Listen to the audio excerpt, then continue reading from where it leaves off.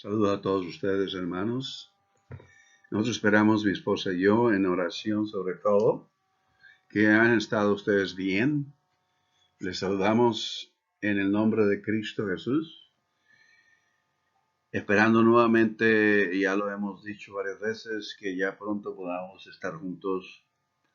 Pero por lo pronto en este video podemos reunirnos y reflexionar. Estamos en oración en estos últimos días. En estas últimas semanas, algunos de ustedes han perdido seres amados, nosotros hemos perdido seres amados, pero sabemos que hay esperanza, hay confianza, Dios nos sostiene y nos lleva adelante. En esta ocasión, lo que nos fortalece es venir a reflexionar en su palabra, y yo les invito a ustedes ahora que vengamos a la Escritura, en el Evangelio de Juan, en el capítulo 12 del Evangelio de Juan, en los versículos del 20 al 36. Yo se los voy a leer a ustedes. Si ustedes gustan, con sus Biblias podemos leerlo juntos. Había ciertos griegos entre los que habían subido a adorar en la fiesta. Versículo 20. Versículo 21. Estos pues se acercaron a Felipe, que era de Betsaida de Galilea, y le rogaron diciendo: Señor, quisiéramos ver a Jesús. Toma en cuenta, le rogaron diciendo: Señor, quisiéramos ver a Jesús. Versículo 22. Felipe fue y se lo dijo a Andrés. Entonces Andrés y Felipe se lo dijeron a Jesús. Y Jesús le respondió diciendo así: Ha llegado la hora para que el Hijo del Hombre sea glorificado. De cierto os digo, que si el grano de trigo no cae en la tierra y muere, queda solo, pero si muere, lleva mucho fruto. El que ama su vida la perderá, y el que aborrece su vida en este mundo, para vida eterna la guardará. Si alguno me sirve, sígame, y donde yo estuviere, ahí estará mi servidor. Si alguno me sirviere, mi Padre le honrará.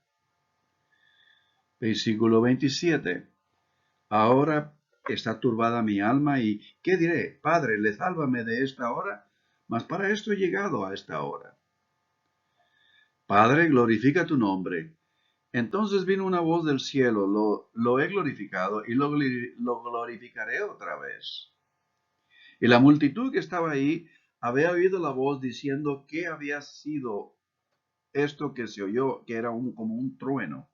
Otros decían: no, es un ángel que ha hablado. Respondiendo Jesús les dijo: no ha venido esta voz por causa mía, sino por causa de vosotros. Ahora es el juicio de este mundo. Ahora el príncipe de este mundo será echado fuera.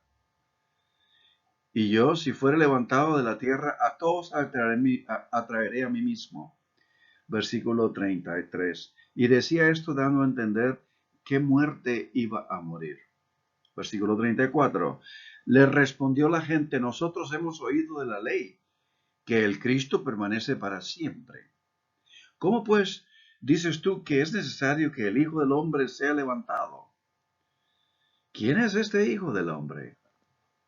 Entonces Jesús les dijo: aún por un poco está la luz entre vosotros. Andad entre tanto que tenéis luz, para que no os sorprendan las tinieblas, porque el que anda en tinieblas no sabe a dónde va. Entre tanto que tenéis la luz, creed en la luz para que seáis hijos de luz. Estas cosas habló Jesús. Y luego se fue y se ocultó de ellos en el versículo final del versículo 36.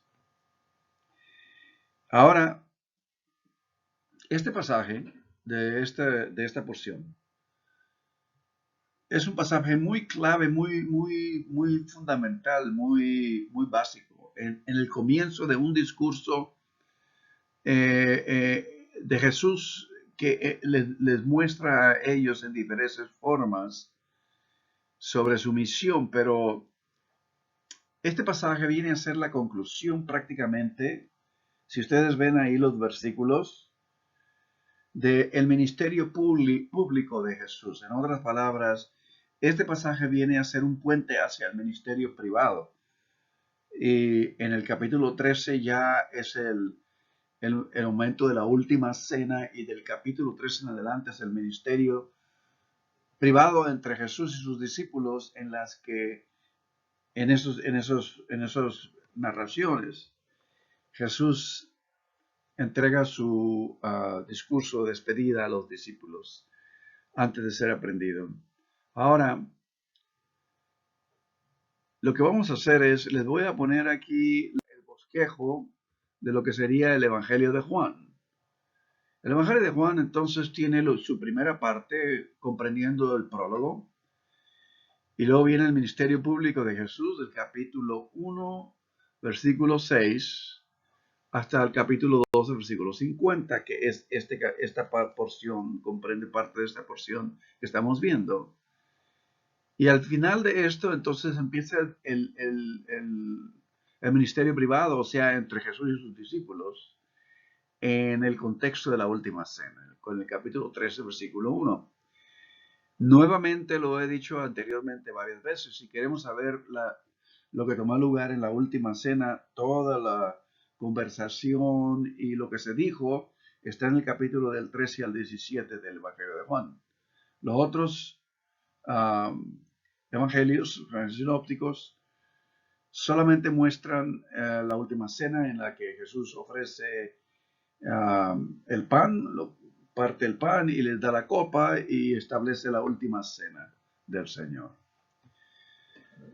Pero en esta porción de Juan, entonces viene la segunda parte, y luego viene vienen los días de la pasión y resurrección, capítulo del 10, narración del capítulo del 18, versículo 1, hasta el 20, 31, versículo 31. Y luego, después de eso, naturalmente, tenemos el epílogo, que viene a ser el final del Evangelio de Juan. Esta porción está exactamente al final del ministerio público de Jesús. Sirve como un puente hacia la segunda parte, que empieza en el capítulo 13. Y por esta razón comprende uno de los puntos fundamentales de toda la narración del Evangelio de Juan. Sin embargo, el estilo literario de Juan, en la manera en la que se desarrollan las narraciones, está lleno de paradojas, o sea, conceptos contrarios. Una paradoja en un decir muy común para nosotros es, por ejemplo, despacio, que vamos deprisa. O sea, hay dos conceptos opuestos unos al otro para tratar de hacer un punto. El Evangelio de Juan escribe en una tremenda... El Evangelio completamente de Juan es una gran paradoja. Y uno tiene que saber distinguir y tiene que saber desmenuzar para entender lo que el Evangelio de Juan nos comunica. Y en este caso estamos viendo el Evangelio de Juan, capítulo 12, versículo del 20 al 36. Y naturalmente sigue los siguientes versículos hasta finalizar con el versículo 50. Pero nosotros nos vamos a concentrar en esta porción.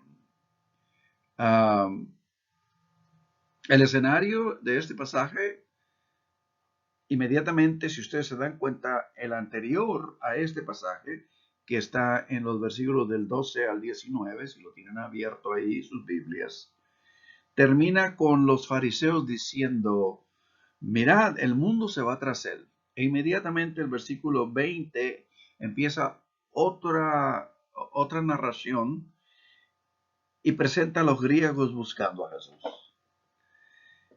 Y los griegos le ruegan, dicen, le rogaron, o sea, había mucho afán en parte de los griegos en buscar conocer a Jesús y escucharle. Ahora, la respuesta de Jesús en el Evangelio de Juan, la hora, entre comillas, la hora, se refiere a un tiempo crítico y decisivo. Eso es lo que Jesús responde. En el versículo 23, Jesús le respondió diciendo: ha llegado la hora para que el Hijo del Hombre sea glorificado. La hora en específico es clave en el Evangelio de Juan. Si ustedes se dan cuenta, por ejemplo, tenemos aquí algunas de las bueno, las narraciones donde aparece la hora, desde el capítulo 2 en el tiempo de su primer milagro en las bodas de Caná. Y María le dice a, a los siervos que estaban ahí en las bodas, hagan lo que Él les diga. Y Jesús le dice, ¿qué tienes conmigo, mujer? Todavía no ha llegado mi hora. Y esa hora, entre comillas, es clave a través de la narración. Vean ustedes el capítulo 3 de versículo 1, al empezar el ministerio ya privado de Jesús con los discípulos, antes de la fiesta de la Pascua, sabiendo Jesús que su hora había llegado para que pasase de este mundo al Padre. Entonces, empieza a descubrir la última cena en esa porción. Por lo tanto, el Evangelio de Juan también toma una inspiración del día del Señor. El día del Señor en las escrituras hebreas, es decir, el entendimiento particular de la historia en el que Dios intervendrá a traer justicia y salvación al pueblo judío de parte de sus enemigos, los va a liberar de sus enemigos. Y esto indica en el Evangelio de Juan que la revelación de Dios en Cristo está vinculada, intrínsecamente conectada con los actos centrales de Dios en la historia de Israel. Obviamente era el Mesías al que se esperaba. Y vuelvo a repetir, el primer siglo era de toda la historia del judaísmo, el primer siglo, el momento en que Jesús aparece proclamando el reino de los cielos, el reino de Dios.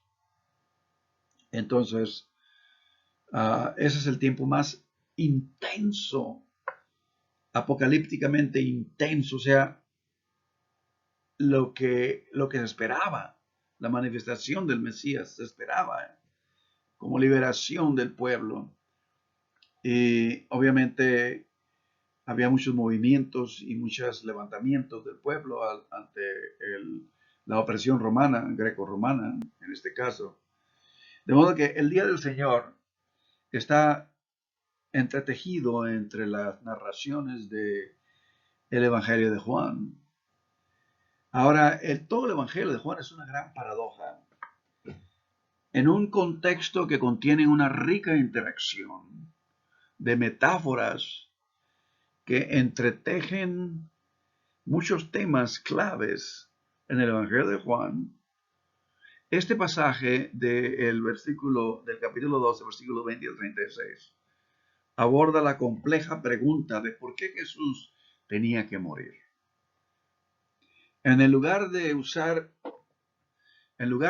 por ejemplo, el Evangelio de Juan, la muerte de Jesús como rescate o sacrificio por nuestros pecados, Juan lo presenta de una manera diferente. Juan comprende el significado central de la muerte y resurrección de Jesús en términos de reconciliación. Es decir, para Juan, el sacrificio de Jesús, la dedicación, la completa, absoluta fidelidad, entrega a la causa de Dios de parte de Jesús, es la restauración de una relación entre Dios y el ser humano, entre Dios y el ser humano. Entonces, la referencia a los griegos en este pasaje, en el versículo 20, es muy significativa en el Evangelio de Juan, ya que presenta la misión de la iglesia a las naciones. Estamos hablando en el Evangelio de Juan entre los años de los 90 hacia fines del primer siglo hasta el año 115 posiblemente del segundo siglo, que sería el segundo siglo. Y eso es lo que se entiende que pudo haberse compuesto el Evangelio de Juan. Entonces, la referencia a los griegos se empieza a representa en sí la misión de la iglesia o el movimiento del Mesías de Jesús hacia las naciones y se conecta a una comprensión cada vez mayor del carácter universal de la revelación de Dios en Cristo Jesús. Ya no es necesariamente un movimiento única y exclusivamente judío. Ahora es un movimiento en el que las naciones están viniendo a participar. En el versículo 32 dice que Jesús traerá a todas las personas hacia él. Ve usted el versículo 32. Y yo, si fuera levantado de la tierra, a todos atraeré a mí mismo. Los griegos sirven como el símbolo entonces principal de la salvación de Jesús destinada a todo el mundo. Y ven ustedes que el apóstol Pablo usa mucho la expresión judío y griego para indicar a todo el mundo. En la epístola a los Romanos, él dice que dice, no me avergüenzo del evangelio porque es poder de Dios para salvación a todo el que cree. Y esto es muy importante, lo vamos a ver más detenidamente después. Pero dice, primeramente al judío, porque Jesús vino como Mesías al judío, pero también al griego, dice, o sea, la, la revelación de Dios a través de Jesús es una revelación universal. Eso es lo que se está entendiendo y lo que se está empezando a promover. Obviamente que décadas antes el apóstol Juan, el apóstol Pablo, que fue los primeros escritos del Nuevo Testamento, empieza a escribir las epístolas y empieza a hablar como él, como un apóstol apartado en el vientre de su madre desde que estaba en el vientre de su madre, apartado para ir a las naciones a predicar el evangelio. De modo que, pero esto es también paralelo al ministerio del siervo sufriente que envisiona, que ve y que escribe el profeta Isaías, como luz a todas las naciones. Ven ustedes a Isaías 49:6, donde Dios le dice que lo pondrá para luz a las naciones y su salvación irá hasta el extremo de la tierra. Este texto entonces ilustra la naturaleza, el texto de todas estas enseñanzas que de repente se muestran en esta porción de los versículos del 20 al 36 del capítulo 12 de Juan, ilustra la naturaleza paradójica, y vuelvo a repetir, paradójica quiere decir términos opuestos, paradójica de la teología de Juan. Esto es muy paradójico en el Evangelio de Juan. Por la capacidad que Juan escribe para emplear palabras con múltiples significados y su tendencia a mantener juntos conceptos opuestos. Además, una mayor apreciación para nosotros ahora en el siglo XXI, en la edad postmoderna, es que la naturaleza paradójica de la teología del Evangelio de Juan también nos informa a nosotros, a nuestra comprensión de la imposibilidad, y vuelvo a enfatizar la imposibilidad, de reducir el entendimiento de la verdad divina a una respuesta simple y singular.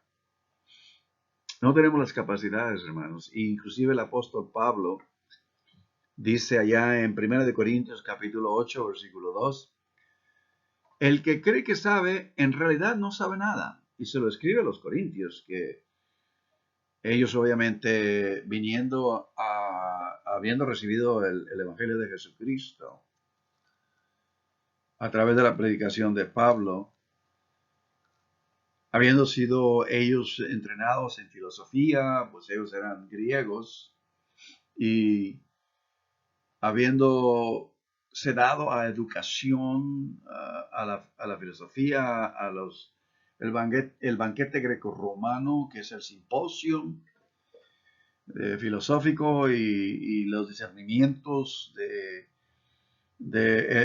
la educación, el lenguaje, la conversación y la comunicación de escritos antiguos. El apóstol Pablo dice a ellos, si ustedes creen que por el hecho de que han discernido tantas cosas, ahora están discerniendo el Evangelio de Jesucristo, ¿saben algo? En realidad no lo saben. Esto es muy diferente. De modo que la narración que estamos viendo nosotros incluye la entrada y anterior, sobre todo, a esta narración. Vean ustedes el versículo del 12 al 19, incluye la entrada de Jesús a Jerusalén. No vamos a ver eso, pero esto termina con los fariseos dijeron entre sí, ya veis que no conseguís nada. Mirad, el mundo se va tras él. Esa es la expresión. Mirad, el mundo se va tras él. Esa es lo final de esta porción, de esta narración del versículo 12 al 19. Inmediatamente, el versículo 20 presenta a unos griegos que vienen a rogar a los discípulos que les permita ver a Jesús. Y esto es lo que empieza esta narración de estos versículos. Pero inmediatamente después de esto, de esta pequeña introducción en los primeros dos versículos 20 y 21, la narración da un tremendo giro. Toma un giro totalmente extraño. Y yo quisiera que ustedes vean esto conmigo. Lo hemos leído. Andrés y Felipe le informan a Jesús, ¿verdad? Que había unos griegos ahí que venían a verlo. Y en el versículo 24, o en el versículo 23, en lugar de responder a lo que Andrés y Felipe le están diciendo, ¿qué es lo que hace Jesús? Se lanza a un discurso divagante, a una serie de enseñanzas, una tras otras, inmediatamente, empezando con, ha llegado la hora para que el Hijo del Hombre sea glorificado. Viene al grano de trigo. Viene el que no repudia su alma, el que no aborrece su vida, no la encontrará, pero el que la aborrece la va a encontrar. Y luego viene a que le sirve, estará conmigo también. Y luego viene bueno, mi alma está turbada, pero ¿qué diré sino para esta hora he llegado? Y luego viene una oración, Padre glorifica al Hijo y Padre glorifica tu nombre. Y en ese caso viene la respuesta, lo he glorificado y lo voy a glorificar aún. Y luego viene inmediatamente después de todo esto, Jesús les hace ver a ellos que esto vino a razón de ellos. Y empieza a hablar del juicio de este mundo. Y luego viene en el versículo 32, viene la metáfora de la serpiente en el caso de Moisés en el desierto con el pueblo. Y habla de que si él fuera levantado, a todos atraerá a él mismo. De modo que todo esto y finalmente el pueblo le responde y vean ustedes que finalmente la multitud, no los griegos, responden a Jesús o a las palabras de Jesús en el versículo 34. Y le respondió la gente. Y la pregunta que muchos de nosotros podemos hacernos es, ¿qué sentido le damos a este cambio abrupto y desconcertante? ¿Por qué Jesús parece ignorar la presencia de los griegos? Este pasaje es un ejemplo entonces de lo que se le llama la narrativa tensa en el Evangelio de Juan. Por ejemplo, como leemos en los versículos 24 al 26, aquí Jesús usa la metáfora del grano que cae a la tierra para interpretar el significado de su propia muerte. Nosotros lo hemos entendido un poco así, ¿verdad? Y al contrastar el grano solo, en un lado el grano solo y en el otro lado la abundancia de fruto, a menudo se usa como metáfora de la vida que trae una comunidad de fe. Este texto transmite la verdad aparentemente contradictoria de fe. Ese texto entonces nos habla de el poder salvífico de la muerte. Es decir, que la vida viene a través de la muerte.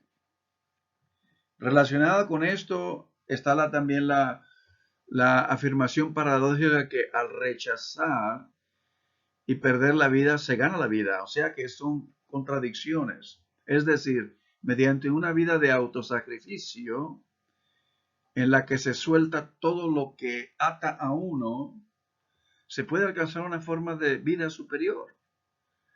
Vida que perdura para siempre. Es la enseñanza de Jesús. Hay otro mensaje más bien también escondido de entre esto, bastante escondido en entre esto, que si no tenemos cuidado se nos pasa. Y veamos esto.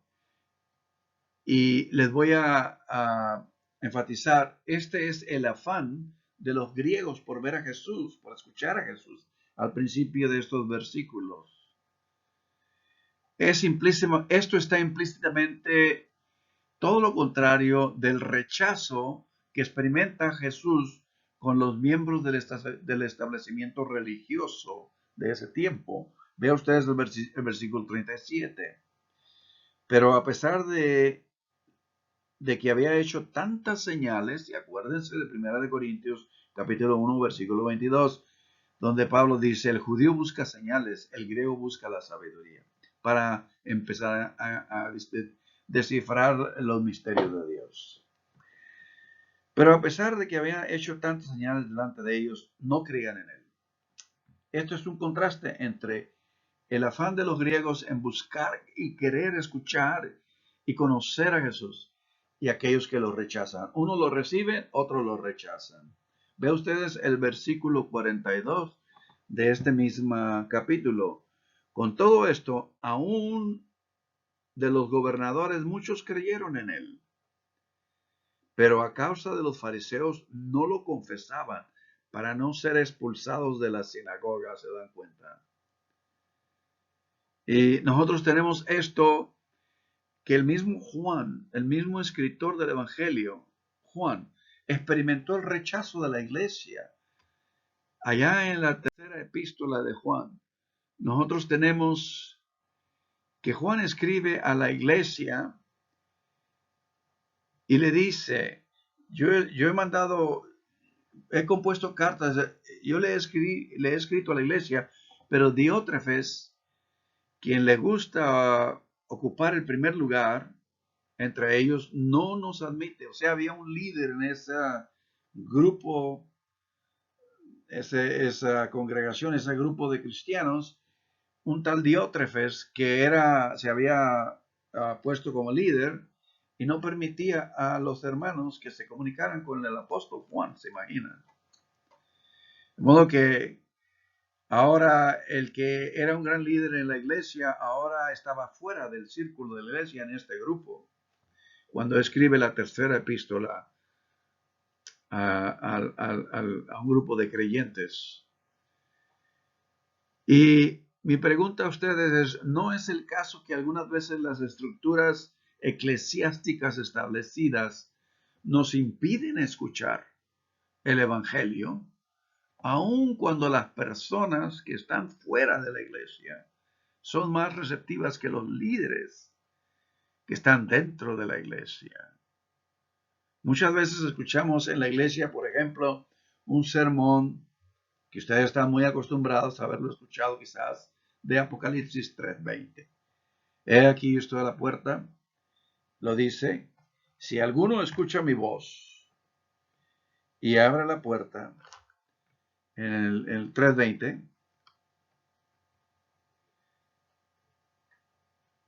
yo cenaré con él y él o ella cenará conmigo.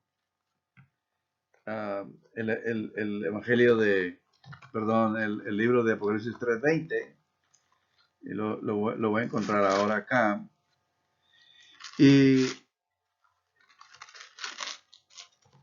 Así lo dice.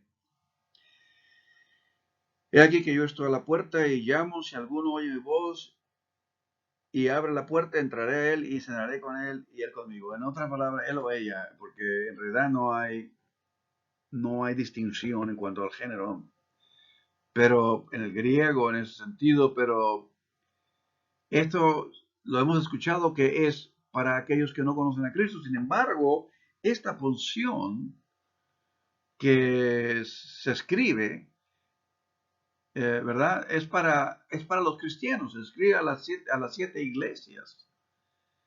Y naturalmente, cuando el mensaje es para la iglesia cristiana, los mismos creyentes que están ahí en la iglesia deben escuchar esto. Esto en sí es una gran contradicción en sí, ¿no? Ven ustedes, por ejemplo, los siguientes versículos después del 20. Al que venciere le daré que se siente conmigo en mi trono, así como yo he vencido y me he sentado con mi Padre en su trono. Y naturalmente nosotros nos damos cuenta que cuando la Biblia habla de la posición de sentarse, es una posición de descanso, cosa que Hebreos no los repite. Y aquí le está diciendo que hay necesidad de comunión entre el autor de esta salvación, de esta redención, el autor que es Jesús de Nazaret, el Cristo, y que quiere tener comunión con estas iglesias, y si ellos abren la puerta, ellos van a tener comunión con el mismo Jesús de Nazaret, el Cristo. El que tiene oídos, oiga lo que el Espíritu dice a las iglesias. Vean ustedes el capítulo 4 de Hebreos. Cuando habla de esto, en el versículo 9 dice, por tanto queda un reposo para el pueblo de Dios. ¿Y qué quiere decir con el reposo? Porque el que ha entrado en su reposo, versículo 10, también ha reposado de sus obras como Dios de las suyas. Procuremos pues entrar en aquel reposo para que ninguno caiga en semejante ejemplo de desobediencia. E inmediatamente viene el versículo 12. La palabra de Dios es viva y eficaz, más cortante que toda espada de 2 filos. Penetra hasta partir el alma y el espíritu. Alma, espíritu. El alma somos nosotros. La salvación del alma es la salvación de nuestros pensamientos, emociones, voluntad. Y lo que está hablando aquí es que todavía queda un descanso y tenemos que descansar de las obras de uno. Tenemos que dejar las obras de uno para empezar a andar en las obras que Dios de antemano ha preparado en Cristo Jesús. Muchas veces nos sucede esto a todos nosotros. Y el Evangelio de Juan, entonces, abre una narración paradójica con todos sus desafíos y conceptos opuestos. Y puede ser un medio para que nuestros líderes cristianos lleguen a comprender, al ver el texto bíblico, que las aparentes contradicciones lógicas en la escritura son parte del mensaje cristiano. No hay forma de suavizar los obstáculos lógicos para hacer que toda la doctrina sea coherente y sea comprensiva de tal manera tan clara. Hay que llegar al punto de decir, estamos tratando de discernir a Dios mismo, y eso es un gran misterio. Por eso es que hay tal cosa como confianza, como fidelidad hacia Dios. Dios aún es un gran misterio para todos nosotros. Además, para Juan, así como para los otros evangelios, Mateo, Marco, Lucas, la glorificación viene a través de la humillación en la cruz. La muerte de Jesús en la cruz se describe con la frase multifacética para que sea él levantado en esta porción que estamos viendo. Y naturalmente la palabra hipóstoso o hipósoto en el versículo 32, levantado, se refiere tanto que a Jesús fue levantado en la cruz, como también que Jesús fue levantado más arriba, hacia los cielos. Y lo que significa la restauración de una relación con Dios. Esto es similar a Isaías, capítulo 52, versículo 13, que lo proporciona a través de la revelación del siervo sufriente. He aquí mi siervo triunfará. Y será engrandecido y exaltado y será muy enaltecido. Y esto va en los temas del Evangelio de Juan. Por lo tanto, al ser levantado, Jesús, restaurado en su relación con Dios, de acuerdo al Evangelio de Juan, es restaurado. Una relación restaurada. Atraerá a las personas hacia Él. Como lo dice el versículo 32. Si yo fuera levantado de la tierra, a todos atraeré a mí. Al Jesús ser levantado y su relación ser restaurada con Dios, atraerá a las personas hacia Él, restaurando así la relación entre las personas y Dios, y así como entre las personas de unos a otros, de uno y su semejante. El término levantar, entonces, puede usarse como término de entronización. Juan presenta un tipo diferente de rey en cuestión de la monarquía. Al levantar, Cristo es el rey que muere en una cruz. Esa es la paradoja. Un rey que para reinar tiene que morir, destruyendo la visión tradicional de la realeza e imaginando un rey que gobierna a través del amor, la mutualidad, la comunidad, donde el mayor y el más grande es el menor. Irónicamente, en su muerte Jesús es entronizado como rey.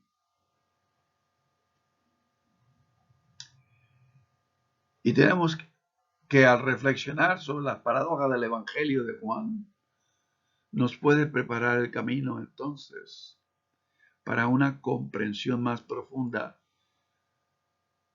de la próxima semana, el Viernes Santo y la Resurrección. Esto nos prepara en cierta manera. Y este es mi deseo, hoy y siempre.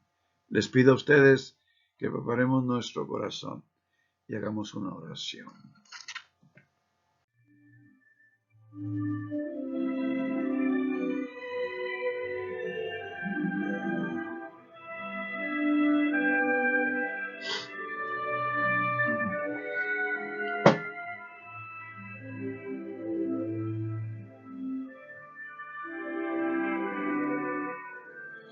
Eterno Dios, gracias por amarnos eternamente. Gracias, oh Dios, por ser fiel más allá de nuestra comprensión.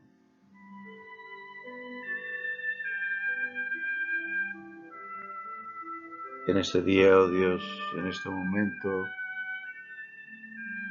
habla el corazón de cada uno de nosotros, oh Dios. Yo sé que sabemos todos que lo has estado haciendo en diversas formas. Ayúdanos a tener oído espiritual. Ayúdanos a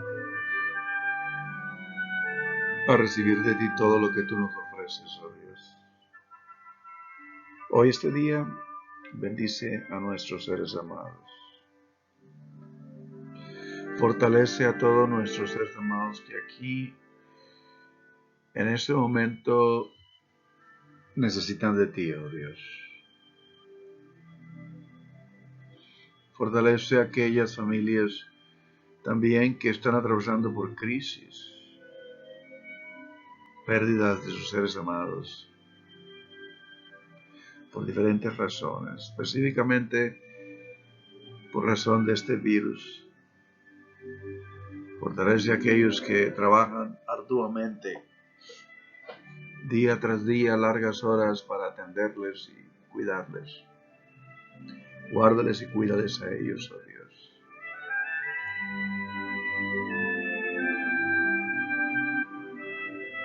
Sabemos que lo harás. Y por eso estamos agradecidos, oh Dios.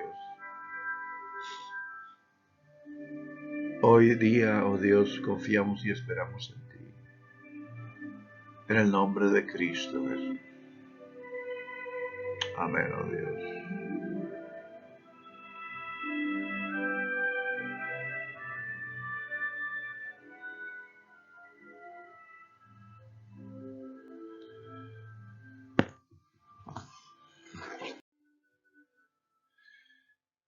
Que Dios les bendiga a todos ustedes.